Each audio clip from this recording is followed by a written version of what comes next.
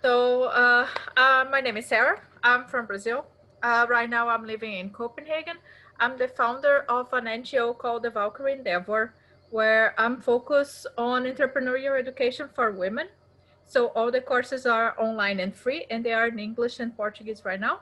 However, I'm shifting from entrepreneurial education to also healthcare and science, basic science.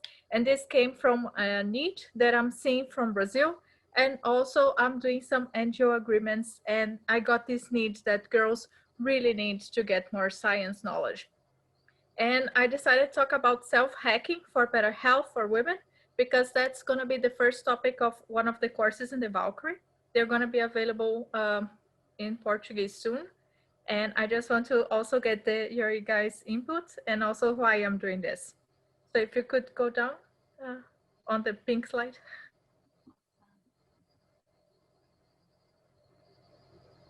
Yes. So since little girls, women, they are kind of cast away. Like you cannot touch yourself, you cannot learn about your body.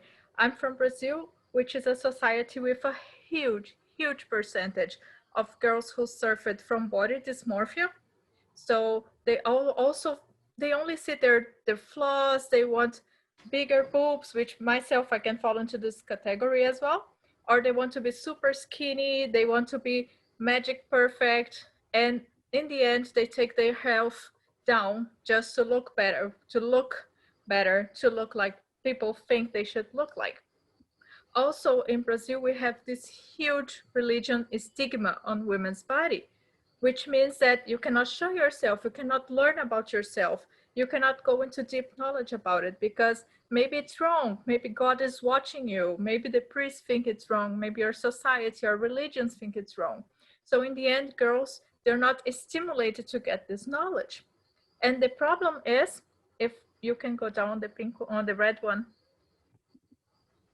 Thank you. Sorry if I'm bothering you. Thank you. The problem is that some girls, they still have no menstrual health education, which means that when it comes to the age where they get their first menstrual cycle, most of them don't know what's happening to them. They have no clue what's happening. They get panic. Myself as a kid, I got panic when I got my first menstrual cycle. I thought I was dying. I didn't know what was happening. I cried for like almost a week. And also, we have a lot of girls who have no access to these hygiene products. Some of them don't even know how to get to them.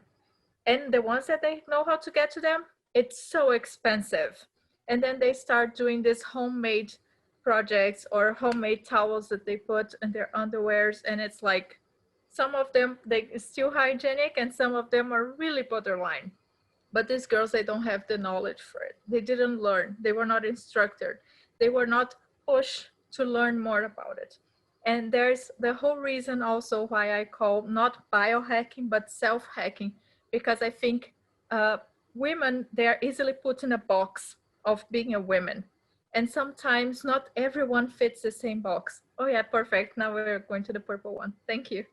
And we don't always fit on the same box. We have different body types. We have completely different hormones happening. I have hypothyroidism, so which means my thyroid works like a sloth, really slow pace. I take pills every morning, and I'll probably have to do it my entire life, which means I cannot go into the same box of biohacking for women because my metabolism doesn't work like that. I take cholesterol pills on my 30s already, which also means that I cannot do fasting like they teach. I cannot do all the keto diets and bullet coffees and stuff because I'm not inside this biohacking for women box. So that's why I put self-hacking to teach the girls the knowledge they need for their own bodies, not the bodies that the industry wants them to have, society wants them to have, or even biohacking science wants them to have. And that's why I put also that education regarding our bodies should be available for everyone. They should be free. They don't need to be stuck inside the schools, inside the institutions, or even inside their home. The girls, they need to be able to find this information everywhere. Just like you can find information about where to buy candies or even where to buy cigarettes, you should be able to get your laptop, or even if it's a printed form, to get information and to know the tools, to know how to understand your body. There's also the problem in Brazil that usually when you get your first period, people think you're gonna start your sex life, and that it means you need to get into the pills. They consider girls need to get pills when they start getting their periods. So the girls, they don't know how their body behave without having these pills. And I know I'm talking a lot about myself, but I've never been without pills since I got my first period. I don't know how my body actually works. And I've talked to friends that they also don't know. And that's very, very serious, because we are teaching our girls to go from children, they get their cycle, and when they start womanhood, they don't know how their bodies work because they get stuck into these pills. And then you have no idea how your hormone works. So that's why I want to start this conversation about how your body completely changes by itself with no pills, no crazy biohacking box where you need to be like this girl with this perfect body, perfect hormone, everything works. Because even in biohacking, there's this perfect girl box, which is like, come on, it's already the fashion industry, beauty industry, and now it's like biohacking industry too. Come on, people. So that's why we need to start this conversation, and also about menstrual education. I know for some of us women, this is something that is already beaten down, especially if, depending the country where you live, you already got this education as a kid. But I can promise you, it's not reaching everyone. It's just menstrual education and menstrual hygiene education is not reaching everyone. And we really need to take care of these girls. We need to go after them and not teach them only STEAM, not only teach them science, but teach them how their body works, how their body relates to science. So that was what I wanted to bring as a conversation. Uh, I want to create this course of self-hacking and make it in as many languages as I can, and make it free, and give it to schools and give it everywhere to start this conversation. And that's it. I'm sorry if I passed my time. And thank you very much. And I'm really open for feedbacks or questions or comments or anything. Thank you. Yeah, thank you, Sarah. Thank you so much. I'm sure that most of us on this platform can actually identify with a lot of things you have shared. Thank you so much. So I would advise, if we have any concerns or questions, we could just drop it on the chat box as we continue the conversation. So thank you, Sarah. So just hold on. Yeah. Yes. So yes. So Mayank, are you ready? And Mayank from India, and they're the founders of BTIS Pilani. So I'll be giving them the floor. I don't know if they are here already, and they have a slide to Yeah, share. yeah, Amanda, we are ready. Awesome. Okay, so the floor is yours. Sure, thank you. I'll just share my screen.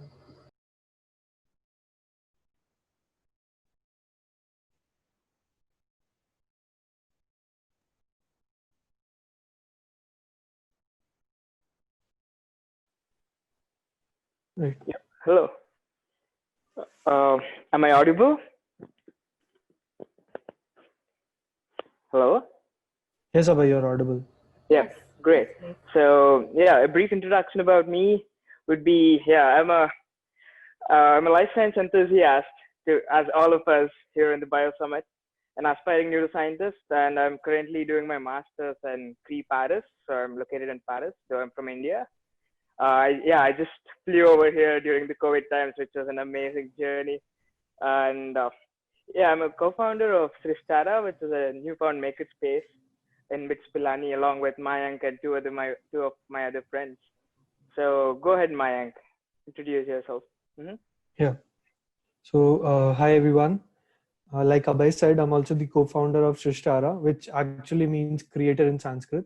So, SrishTaara is basically a library makerspace in a university, which we started in our third years of college. I did my engineering in manufacturing, and I have a master's degree in mathematics.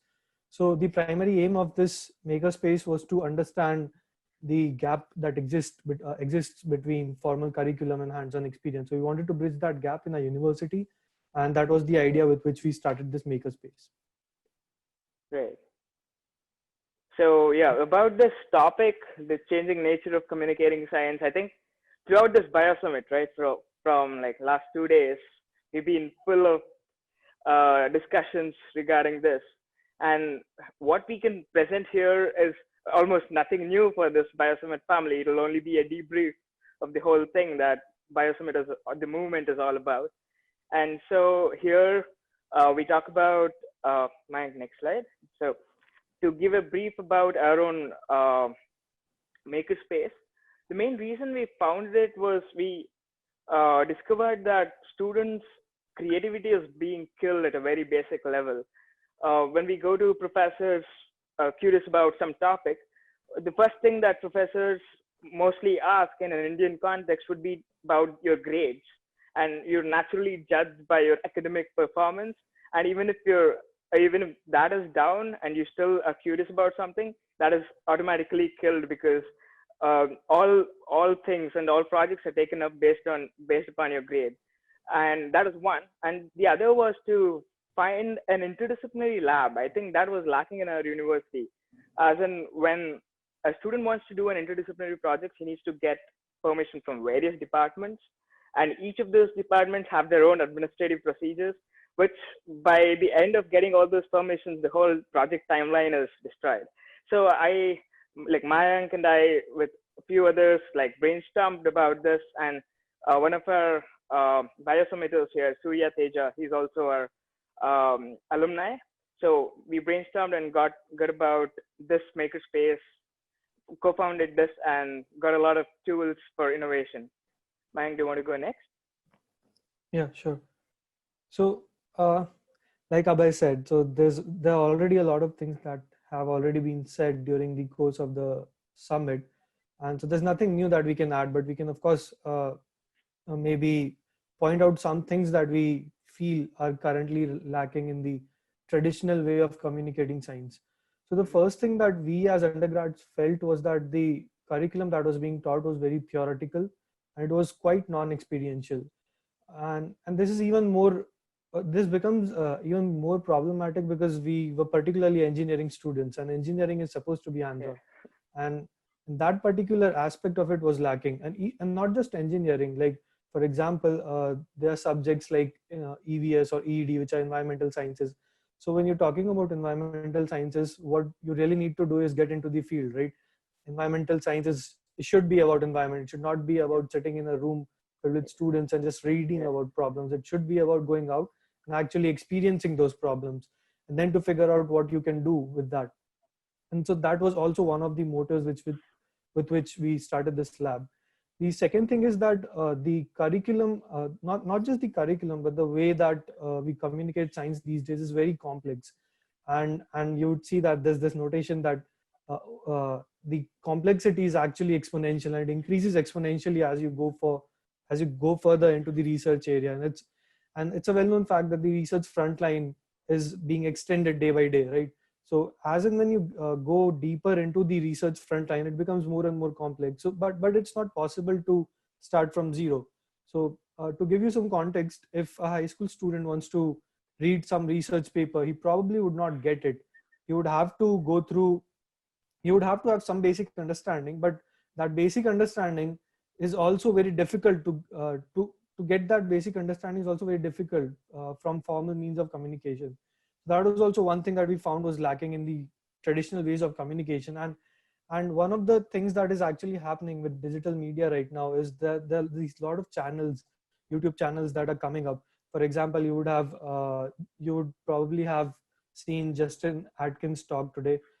He runs the YouTube channel, The Thought Emporium.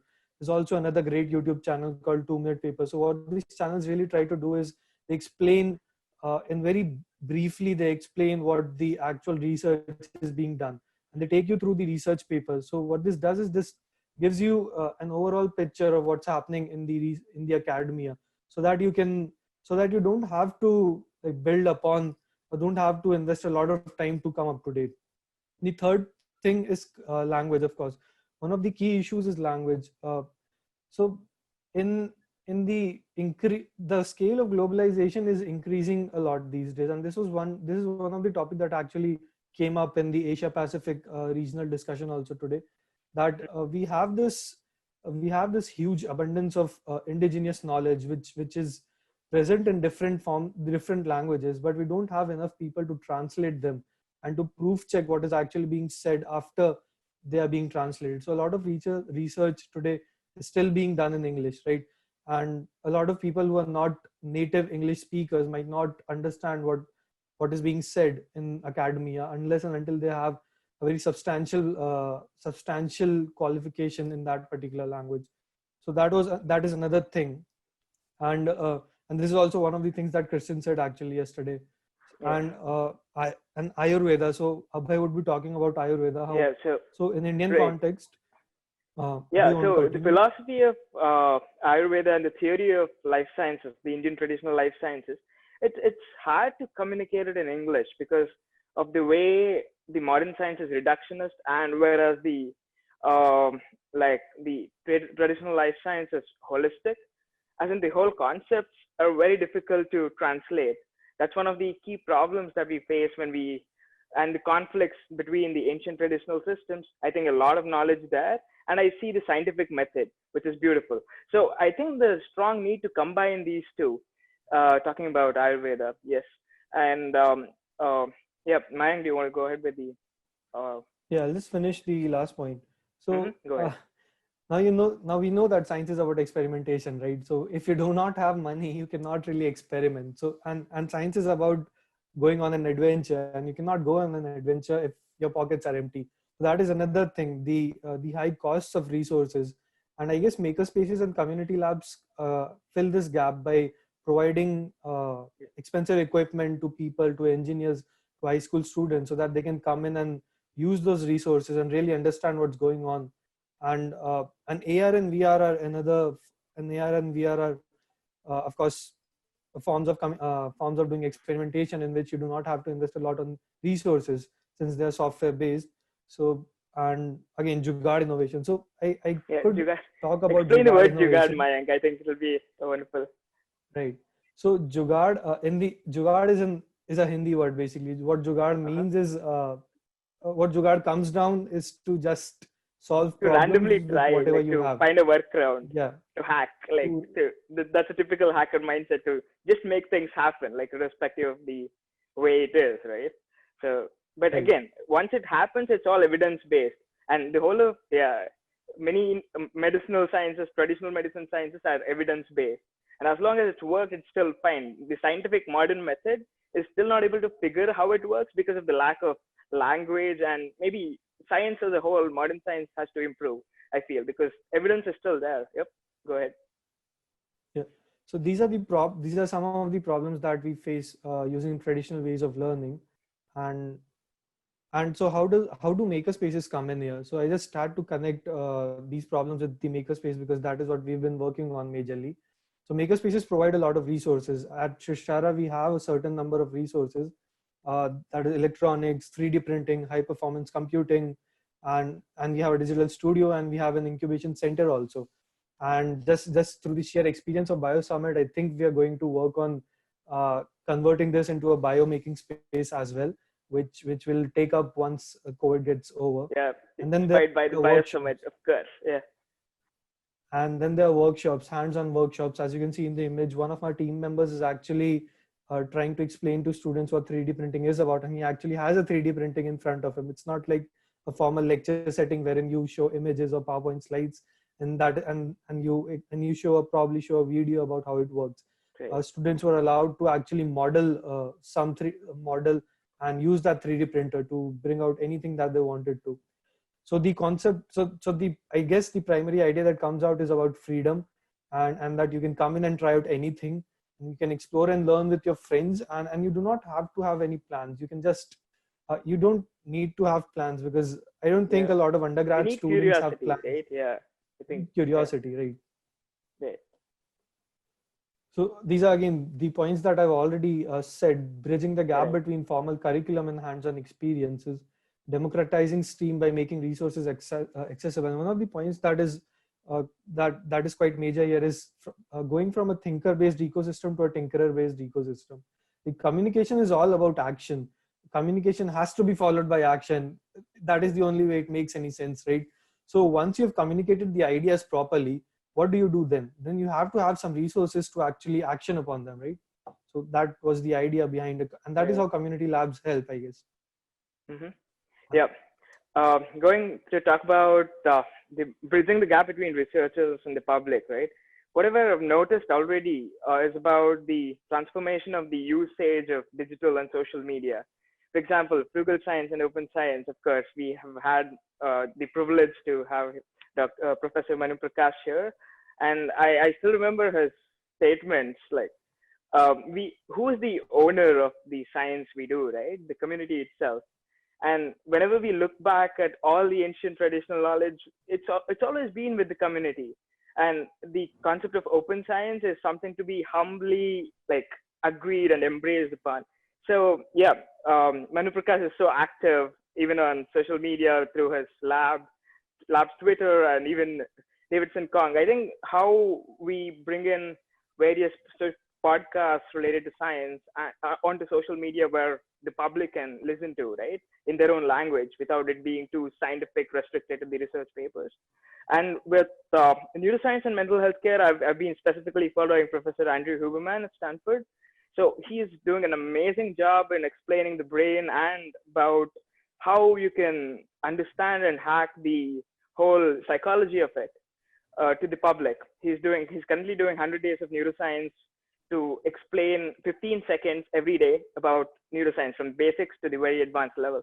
I think these smaller examples give us a way to communicate in a better and more effective way to the public and to enhance and reinforce the curiosity, right? And again, another channel that I'm following is Human Health and Performance. This channel puts up papers and brings in amazing discussion about like ways of breathing, ways of like all the normal things we do, but in a scientific way. I think social media has a lot of role to play there. Mayank, next slide. Yeah, and of course, as we have all known, learning through workshops will give us the experiential knowledge, and through awareness drives, especially when it comes to conservation, right? On-field experience is so important to actually face the challenges, to learn what the frontline workers are facing with.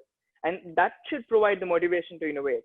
Because when we see it on a screen, or even just the professor talking about it might not even like touch upon the students' emotions. I think as yeah, I remember from my Global Community Biosummit Fellowship, I think emotions are the carrier for action, right?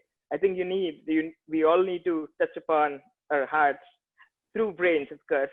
The action is all together with the brain and the heart.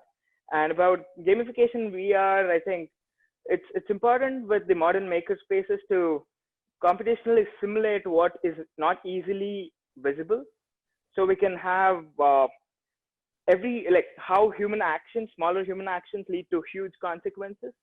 That could be computationally simulated and visually presented to bring in more impact and to get more people understand the concepts. Yep, Mayank, do you want to go next? Right. So I just wanted to conclude we've discussed a lot of ideas, and not just in our talk, as in the entire BioSummit, we've gone through a plethora of ideas, and it's been very overwhelming. But what is the conclusion that we draw from it, right? What are the immediate action plans that we can take from it? So we talked about how traditional ways are inhibiting communication, but then what do we do when I shut down my laptop and go to sleep and wake up next day? What do I actually do in my community to help bridge this gap, right? And that is where, and this was one of the, like, I'm sharing this idea right now, but this was immediate actions is what actually reinforces what you are trying to say. Because when we started the makerspace, this was the plan, like to actually action upon what we felt was lacking in the traditional ecosystem. And the next point is that learning versus passive entertainment. So communicating science in a better way also, and not just science, actually all knowledge that is being researched upon right now, it becomes very important in this age, because suddenly due to sudden technological developments, entertainment has become very accessible.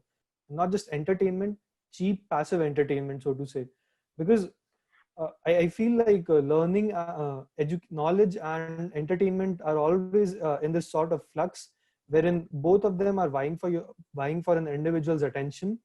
and and if you do and if the scientific community does not change its way to be more engaging and more experiential, it'll probably lose out to entertainment, so to say. Like you'll find a lot of people spending time on streaming services these days instead of trying to read research papers, and that's human, because uh, inherently we are not logical people, we run on emotions, right? And entertainment is all about engaging and those dopamine hits. So that is where you would probably want to go as a person, instead of trying to put in some effort and then wait for a long term result out of learning something. And this is also one of the reasons why uh, anti-science sentiment has been rising these days.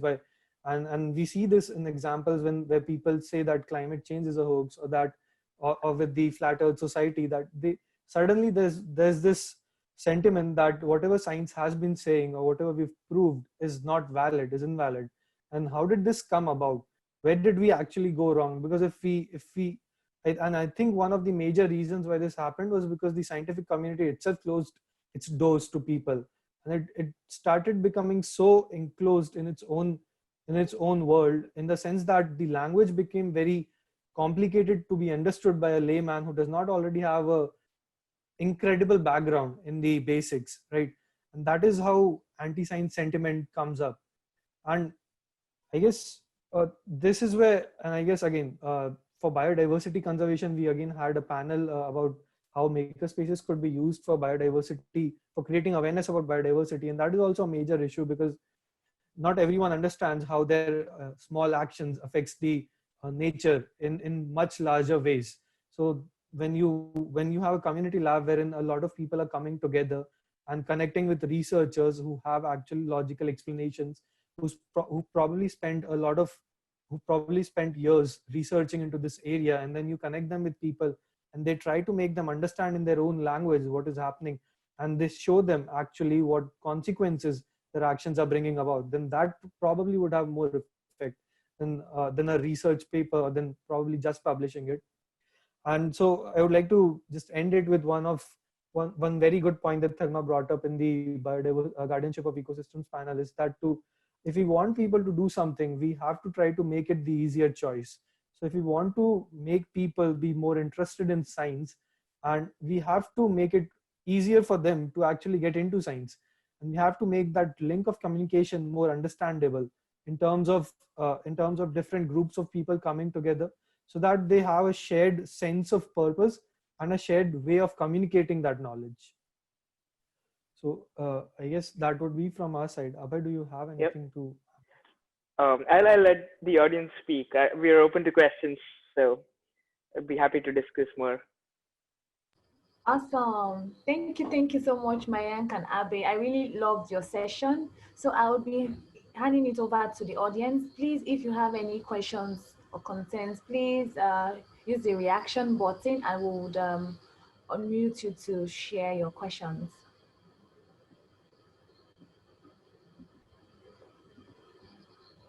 Um, okay, so I do not see any raise of hand. But personally, I do have a question. I have a concern. So you talked about how some of the resources that we can use in communicating sciences, like maybe like a 3D printer, CNCs. So what if we do not have maybe certain kind of community labs or initiative do not have such machines?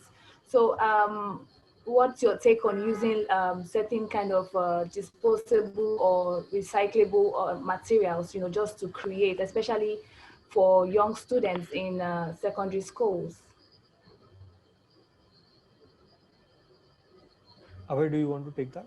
Um, like I didn't get the final aspects of the questions. Can you please paraphrase it for me, Amanda?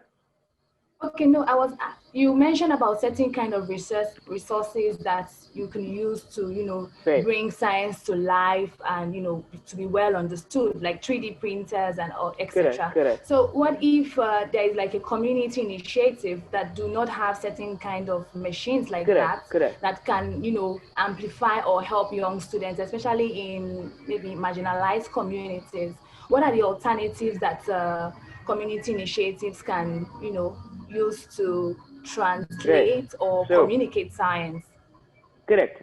3D printing is just to like visualize uh, uh, a 3D model, right? In a very perceptible way. But I think the more important aspects would be on-field work, like awareness drives, and like if supposing it's related to biodiversity conservation. So you need to take people together, like make on-field trips, organize events where we can connect the actual frontline workers to the students. I think that's how we connect and bridge the gap between the science communication, right? Did I answer True. that question, Yeah. or was it a part? No, you did. I don't know. Maya, you have anything to add? I'm sorry, could not get that. Yeah, I was asking if you have any additions to make to what Right. Yeah. Abe. I think, like Abhay said, field. So even in our talk, like we said that any form of idea has to be followed by immediate actions, right? So, and you have to start somewhere. So when we started, we didn't even have a 3D printer, right? We just had an idea that this is something that was lacking. And to bring in my personal experience, what actually happened was that I personally could not get into my own university's labs, and that is how we thought that this is something that is lacking and we should start doing this. I think Amanda disconnected. So And even reaching out to people who have resources, right? I think all the global collaboration track is talking about how to reach out to people to get resources which are usually not affordable. Hmm. right, right. Uh, Latasha has her hand Yeah, raised. Can sure. Go ahead, Latasha. I think Amanda. Oh, yeah. Hi, this message. Yeah, sorry about that. Sorry. Hi, this is for Sarah. I'm just wondering. Thanks for both of you guys for the great panel. I'm just wondering, like, how the kids, the women, talk to. Can they not talk to their mothers because they had their mothers obviously had the same kind of cycle? So I was wondering, like, is there not a communication? Is it taboo to talk about your periods? Depends on the family, I think. I can give you the experience of my family. My grandma was this really Italian grandma, you know.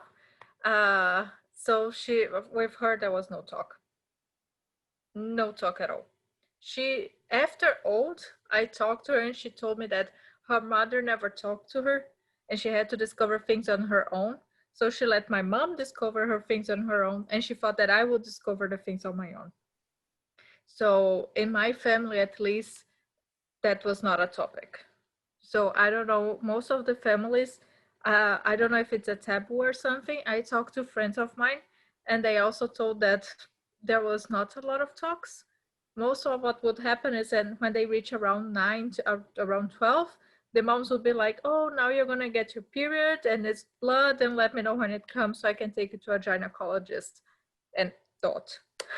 So, and that doesn't even give you the whole experience of your body changes because it's so many things. It's not just blood out, that's it. So you got to step that you're a grown up and move on, you know? So I don't think also most of the mothers have this whole sphere of what's happened to their bodies to pass through.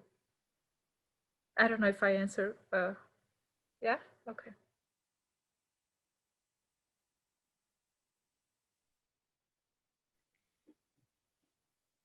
Yeah, so we'll be rounding off soon. I don't know if anybody has any additional questions to ask before we wrap up for this session.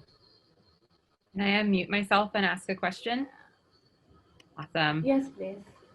So first of all, thank you to all the speakers. This was a really cool set of talks to hear back to back. So thank you so much for sharing your awesome ideas.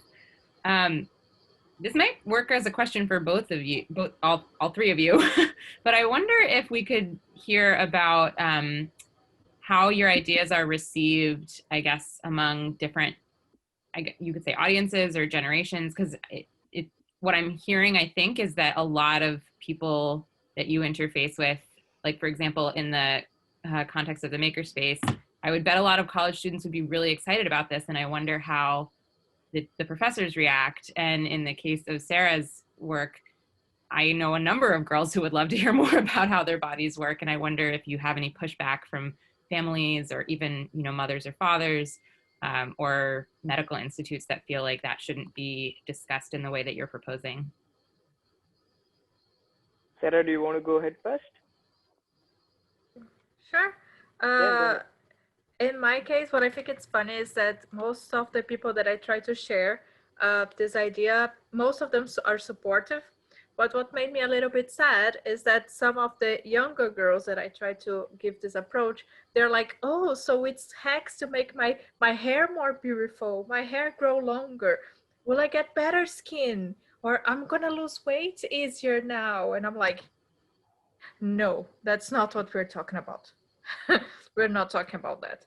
Oh, but I want to lose weight. Can you help me to grow more my boobs? And I'm like, no, we're talking about health. We're not talking about beauty standards. So no. So it's like that's really breaks my heart a little bit, because now some people are associating this biohacks to, can I be more pretty faster? Can I lose weight faster, better, stronger? Or can my hair grow like, I don't know, Angelina Jolie? Or and that's definitely a missed guide. So right. So about the makerspaces, like if I can start, yeah. So from the student side, it's very well received because we all together face that common issue, right? Like with the grades and like killing our creativity, like how the formal education kills creativity. So, and on the professor side, as long as like there is throughput from the makerspace, I don't think they'll have a problem. And even the director has been very kind and helpful in sponsoring our makerspace of the like director of the institute. So it's all about, I think, the way we communicate back to the academic administration. So what we are up to, and to constantly update them what's happening, right? I think they're all for students, but at some level, the GPA mentality and being the topper of the class has, yeah. That needs to be systematically, slowly broken down to enhance creativity. Yep. Mayank, do you If want I to add could just, anything?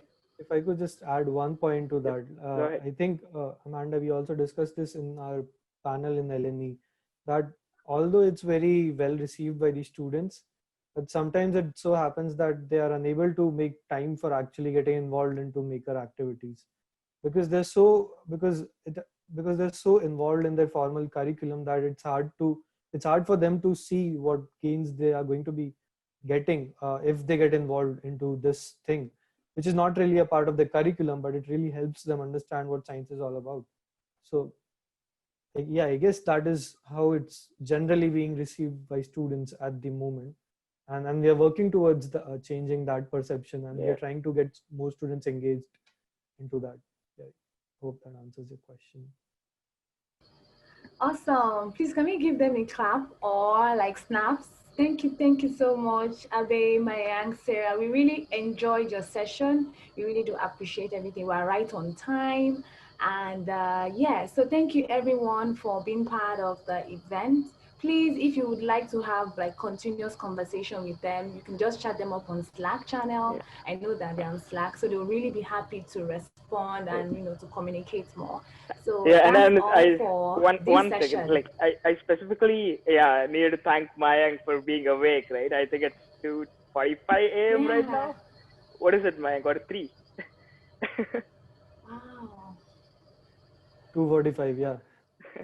Yeah, sure. It's been a wonderful bio Okay. summit. Thanks you all. Yep.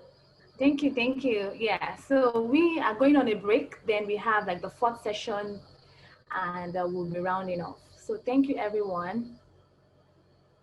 Bye.